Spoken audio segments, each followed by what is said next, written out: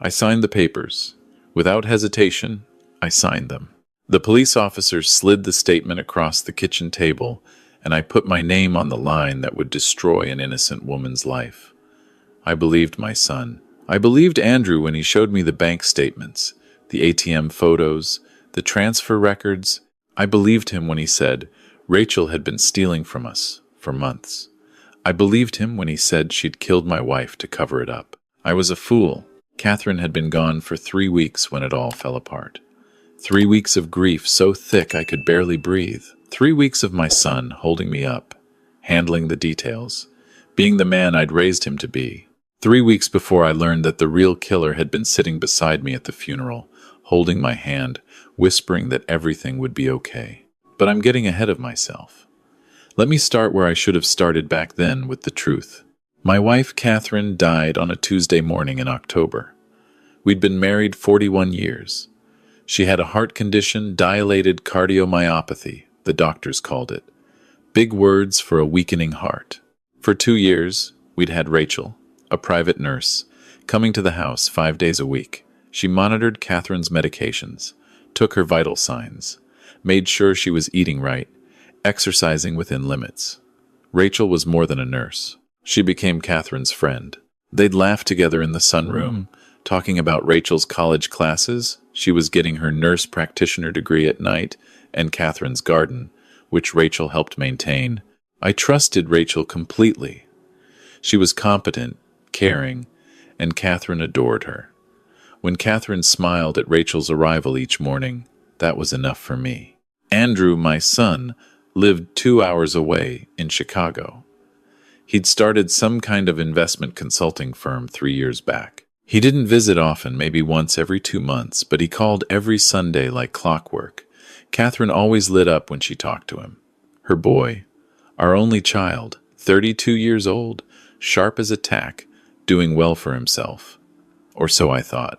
That Tuesday morning, I'd gone to the hardware store to pick up supplies for fixing the back deck. Catherine was feeling good that week, strong enough that I felt comfortable leaving her alone for an hour. Rachel wasn't scheduled that day. When I came back, bags in hand, I found Catherine in the bedroom. She was lying on the bed, eyes closed, peaceful. For a moment, I thought she was napping. Then I saw the stillness, the complete, absolute stillness that meant she was gone.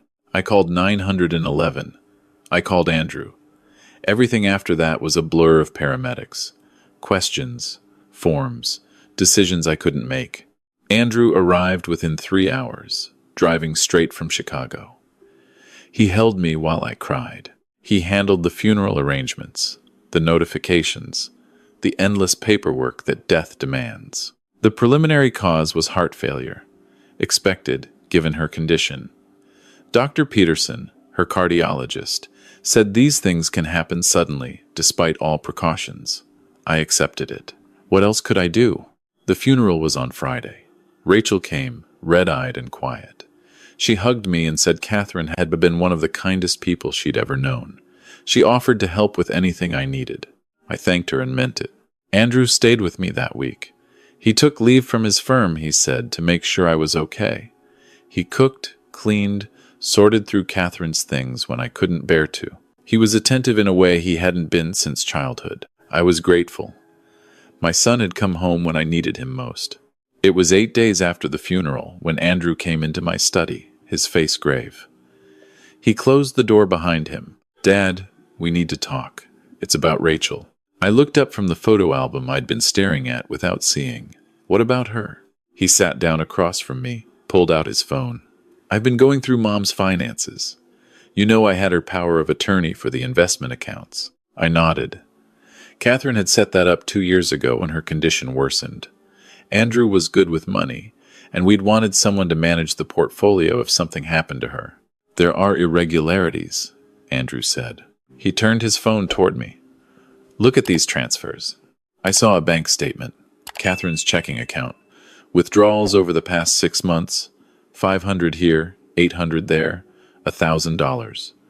24 transactions, maybe more. "I don't understand," I said. "ATM withdrawals," Andrew explained, "and online transfers to an account we don't recognize. Dad, someone's been stealing from Mom. From both of you. My stomach dropped. How much? $18,000. Maybe more. I'm still going through the statements. I stared at the numbers. 18,000. We weren't rich, but we were comfortable. Still, that was real money. Money we'd saved over decades. Who? I asked, though part of me already dreaded the answer. Andrew pulled up photos on his phone. ATM security camera images, grainy but clear enough. A woman with dark hair pulled back, wearing scrubs, using Catherine's ATM card. I had to dig to get these from the bank, Andrew said quietly. Dad, it's Rachel. The woman in the photos looked like Rachel. Same build, same hair, same scrubs she always wore. There's more. Andrew swiped through more images. Bank transfer screenshots showing money moved from Catherine's account to one listed under R. Morrison, Rachel's last name. I felt sick. Rachel wouldn't... I know it's hard to accept, Andrew said. I didn't want to believe it either. But look at the timeline. The withdrawals started right after Mom gave Rachel access to her wallet for prescription pickups. Rachel had her PIN, her cards. But 18,000. She's a nursing student, Dad. Tuition at her program is expensive. I looked it up, and she's a single mother. I'm not saying that excuses it, but people do desperate things when they're struggling. I looked at the photos again. The woman's face was partially turned from the camera, but it looked like Rachel. The scrubs were identical to what Rachel wore. We need to call the police, Andrew said. Wait, my mind was spinning. We should talk to her first. Maybe there's an explanation. Dad, if we confront her, she'll destroy evidence. We need to report this now, while we have documentation. Andrew's voice was firm but gentle. I know you liked her. Mom liked her. But facts are facts. I wanted to argue. Rachel had been so good to Catherine, so patient and kind. But I was looking at bank statements, ATM photos, transfer records. What explanation could justify this? There's something else, Andrew said, his voice dropping. I've been thinking about the timing. Mom died on a Tuesday. Rachel wasn't scheduled that day, but what if she came anyway? What if Mom confronted her about the missing money? Andrew, that's a serious accusation. I know, but Dad, Rachel has access to Mom's medications. She knew exactly what Mom took, when she took it, the dosages. If someone wanted to make a heart attack look natural, the room tilted. You're saying Rachel killed your mother? I'm saying we should ask the police to investigate. That's all. Let them look at the medical records, the timeline, the financial trail. If Rachel's innocent, the investigation will prove it.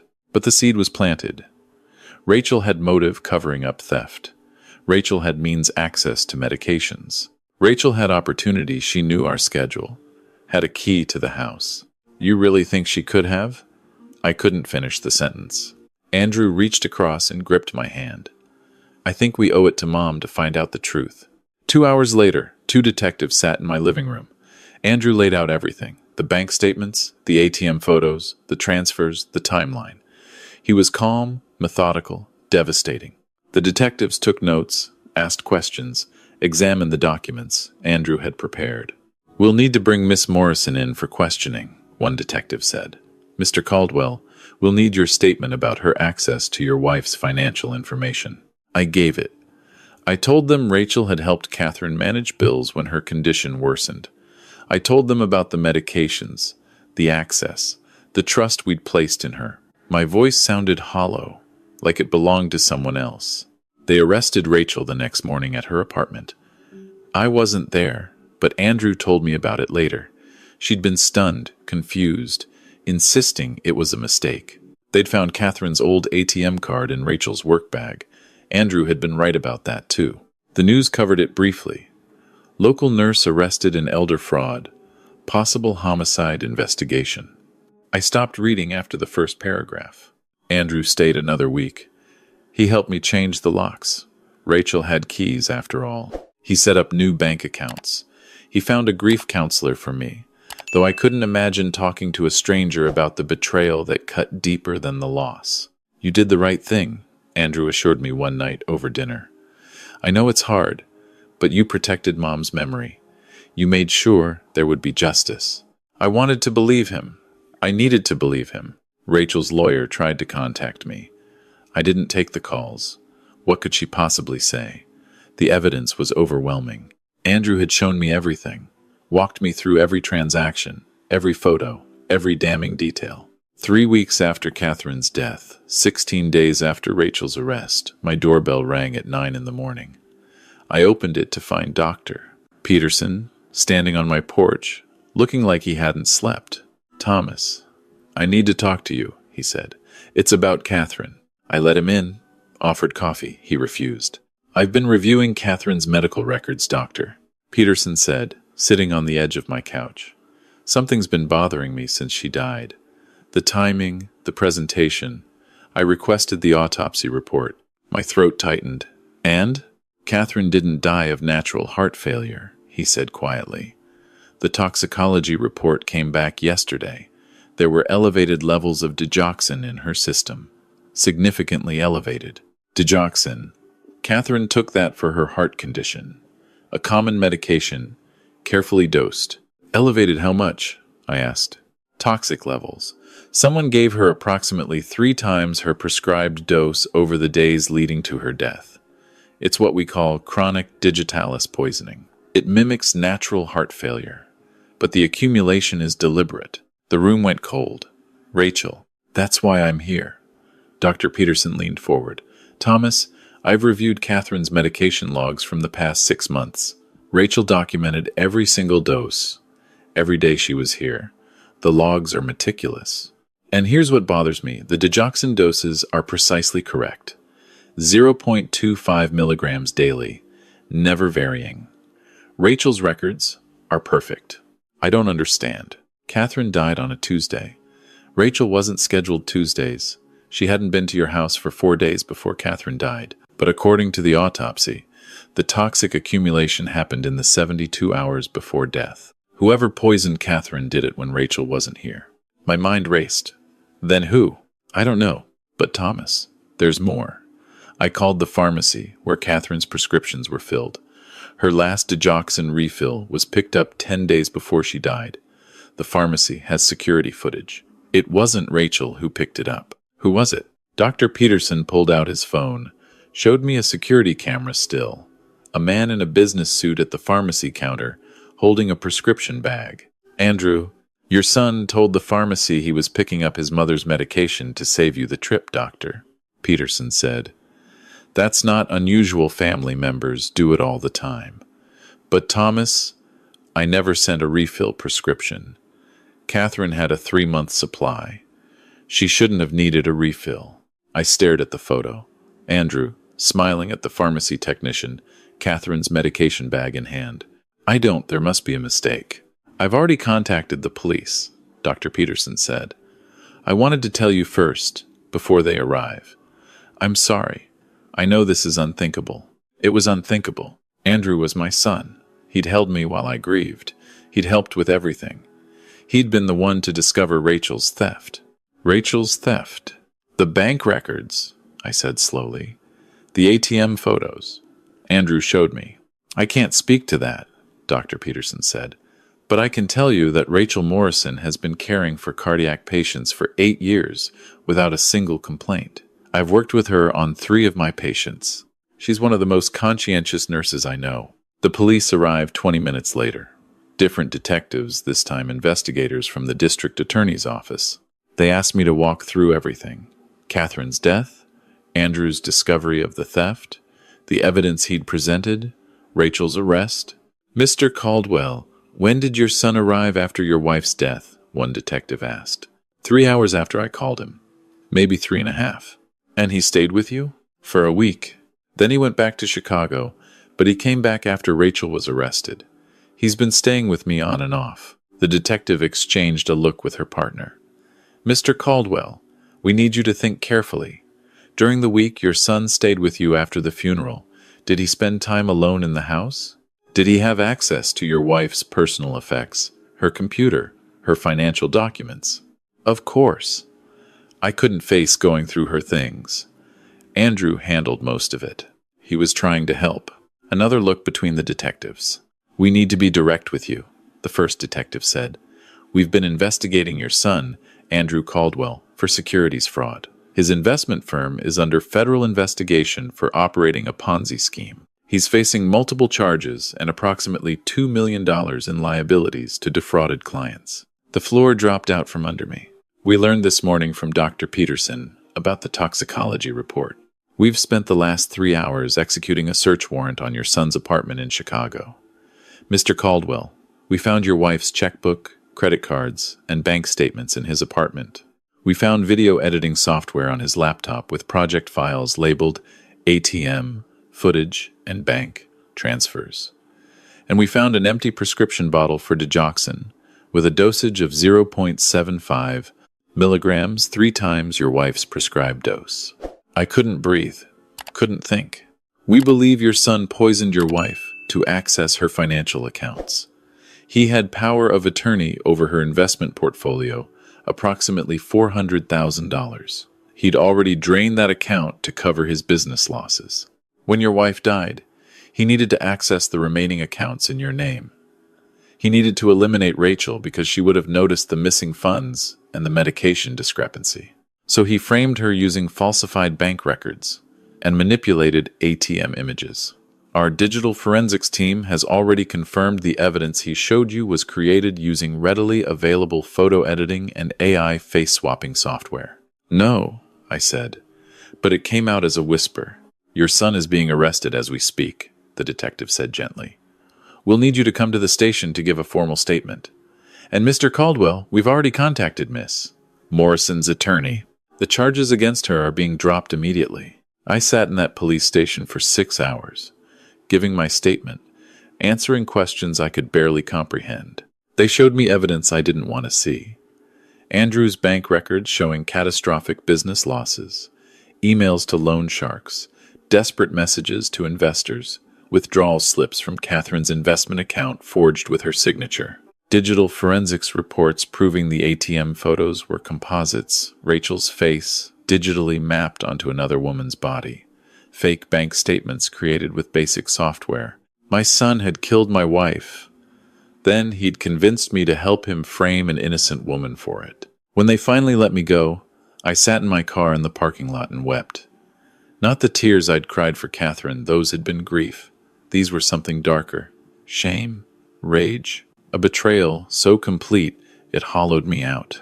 The detectives had told me Rachel was being released within the hour. I didn't go home. I drove to the county jail. I waited in the visitors area, watching the door she'd walk through. When she appeared, escorted by a guard, she looked smaller than I remembered. Thinner, her hair was dull, her face drawn. 16 days in jail. 16 days, because I'd believed my son over her. She saw me and stopped. Rachel, I said, standing. I don't. Her voice was flat. Whatever you're going to say, just don't. I need to apologize. I need to... You need to? She laughed, a harsh sound I'd never heard from her. You need to apologize so you feel better? Do you have any idea what you've done to my life? I didn't answer. What could I say? I lost my job, Rachel said. The nursing board suspended my license pending investigation. My daughter had to leave her school because kids were bullying her about her mom, the murderer. I spent 16 days in jail, Thomas. Do you know what happens to people accused of killing elderly patients in jail? Rachel, I didn't know. You didn't ask, her voice rose. You didn't question your son even once. You didn't think, for 1 second, that maybe the woman who cared for Catherine for 2 years, who loved her like family, might deserve the benefit of the doubt. You just signed the papers and watched them take me away. She was right. God help me, she was right about all of it. I'm sorry, I said. I know it's not enough. I know I can't undo what I've done, but I'm going to make this right. Whatever it takes. You can't make this right, Rachel said quietly. My reputation is destroyed. My daughter's childhood is scarred. My career might be over even after the charges are dropped. You trusted your son over me because I'm just the hired help. You believed the worst of me without evidence because it was easier than believing your son could be a monster. I was wrong about everything. I'll testify. I'll go to the media. I'll tell everyone.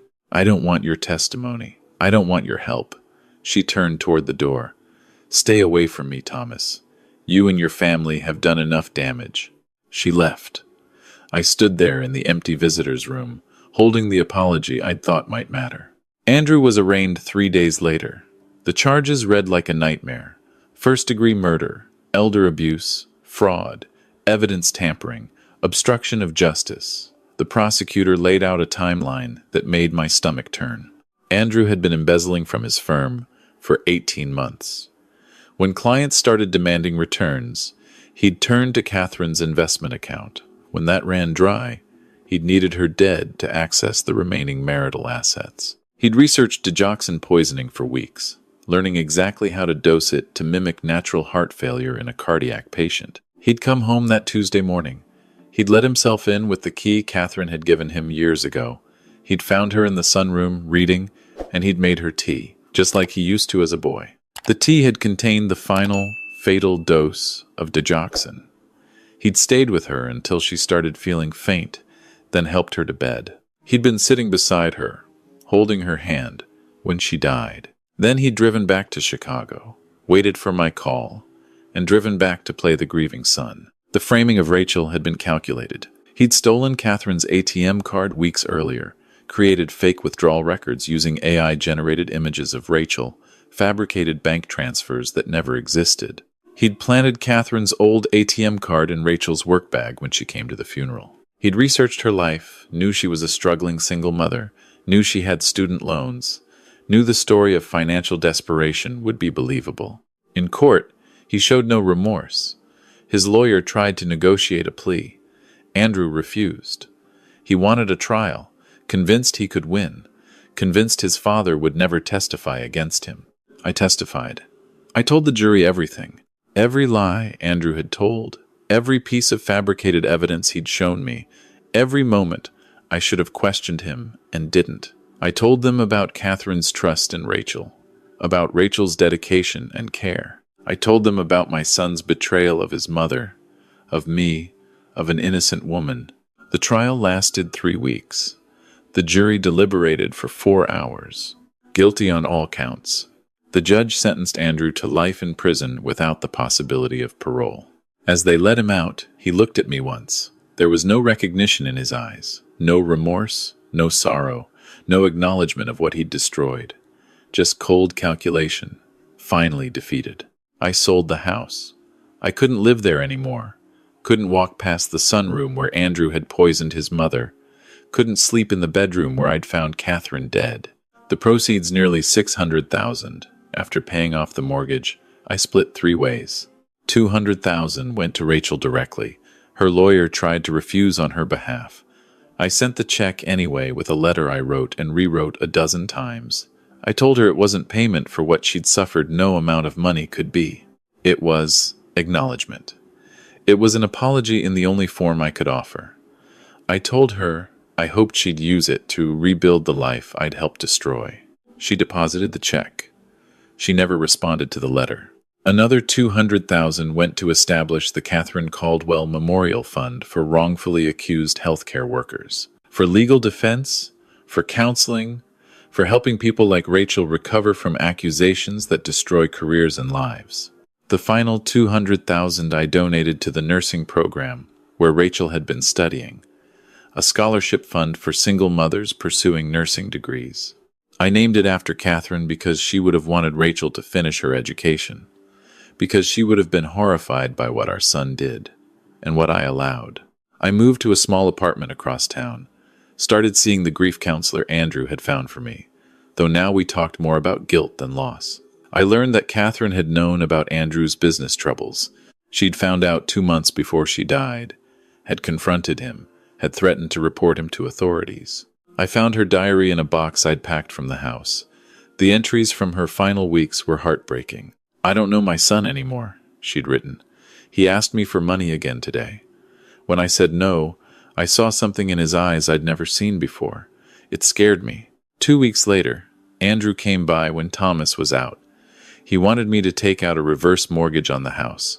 I told him no. He got angry, really angry.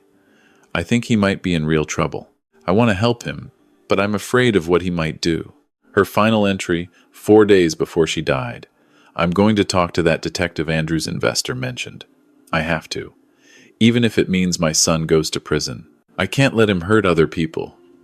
I just wish I knew how to tell Thomas. It will break his heart. She'd been trying to save people from Andrew, and he'd killed her for it. Dr. Peterson told me later that Catherine had called him the week before she died, asking about digoxin levels, whether her medications seemed right. He'd assured her it was fine based on Rachel's meticulous records. He hadn't known Catherine was worried about Andrew having access to her pills. She'd suspected. She'd questioned. But she hadn't wanted to believe her son could hurt her. I understood that now. I'd made the same mistake in reverse, refusing to believe Andrew could betray us until the evidence was undeniable. I tried to visit Andrew once in prison. He refused to see me. His lawyer said he blamed me for testifying, for not standing by him, for choosing that woman over my own son. I haven't tried again. Rachel did finish her nursing degree. I know because I saw the graduation announcement in the nursing program newsletter. They still send it to scholarship donors. Rachel Morrison, nurse practitioner. She specializes in cardiac care, working with elderly patients, the same work she was doing when my son tried to destroy her life. I wanted to send congratulations. I didn't. She'd asked me to stay away, and I owed her that much. Sometimes I wonder if she thinks of Catherine. If she remembers the mornings in the sunroom, the garden they tended together, the friendship they'd built, or if those memories are poisoned now by what came after. I think of Catherine every day. Not just my wife of 41 years, but the woman who tried to do the right thing, even when it meant betraying her son. The woman who trusted Rachel completely, who would have been devastated to know I'd thrown that trust away so easily. 3 years have passed. The apartment I live in is small, quiet, anonymous. I volunteer at a legal aid clinic now, helping elderly people review powers of attorney, flagging financial abuse. I've learned more about elder fraud than I ever wanted to know. I've learned how common it is for family members to be the perpetrators, how children steal from parents, convince them to sign over assets, manipulate them in their vulnerability. I've learned how easily people believe the worst of caregivers, of nurses, of the people who do the hard work of caring for our elderly. How quick we are to trust blood over evidence, family over character. The detective who worked Rachel's case told me something I think about often.